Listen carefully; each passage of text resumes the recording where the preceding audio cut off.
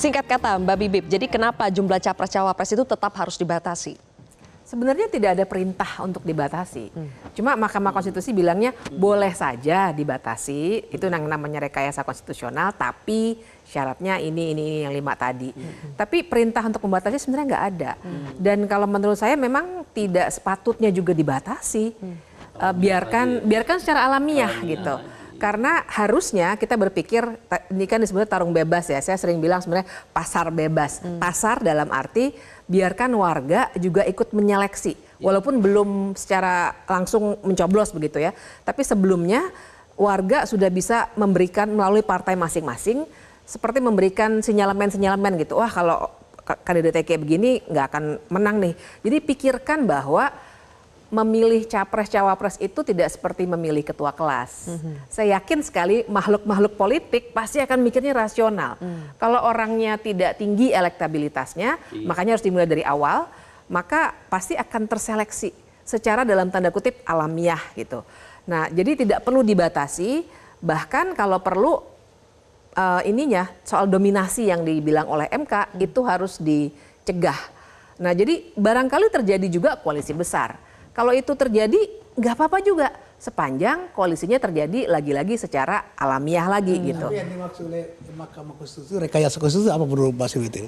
Sebenarnya artinya itu boleh saja diatur teknisnya di level undang-undang. Tapi level undang-undang di tingkat DPR kan tidak bisa kita melakukan rekayasa konstitusi sesuai dengan 5 batasan MK itu. Yang bisa itu kan di undang-undang politik KPU kan? Itu satu undang-undang, Bang. Ya. Jadi Undang-Undang Nomor 7 tahun 2017 itu mengatur tentang pemilu secara keseluruhan kecuali pilkada, termasuk soal syarat menjadi peserta pemilu. Peserta juga ada di situ. Kira-kira begitu. Sekarang kalau misalnya syarat peserta pemilu yang memberi batasan itu boleh nggak? Untuk menjadi peserta pemilu kan sebenarnya sudah ada. Sekarang begini, yaitu kan peserta partai pemilu politik yang berhak mencalonkan. Di sini tidak boleh ada pembatasan. Tapi di satu sisi MK memberikan ruang kepada pembentuk undang-undang untuk melakukan rekayasa konstitusi. Kalau itu kan sebetulnya salinan dari ketentuan pasal 6A Undang-Undang Dasar Negara Republik Indonesia tahun 1945, di mana hanya partai politik peserta pemilu atau gabungan partai politik peserta pemilu. Yang boleh mengajukan. Ini yang salah kaprah di masyarakat kan, Bang Nurdin.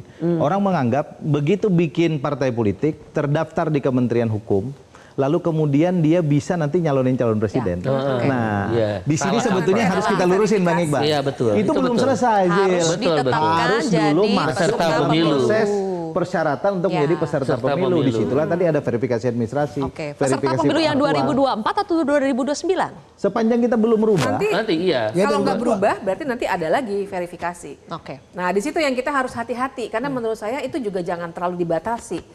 Jadi kita mikirnya itu jangan, bahayanya dengan batas membatasi adalah kita jangan lupa bahwa yang membuat undang-undang adalah partai-partai politik besar yang sangat mungkin membuat barrier to entry, halangan untuk partai-partai baru untuk masuk dalam arena tarung bebas ini. Dan itu yang kita harus cegah, karena nantinya jadi ada seleksi-seleksi yang tidak alamiah lagi, dan yang dirugikan balik lagi warga. Karena argumen MK kan one person, one value, one vote, one value. Nah, value-nya ini yang kita harus jaga. Baik. Jelajahi cara baru mendapatkan informasi. Download Metro TV Extend sekarang.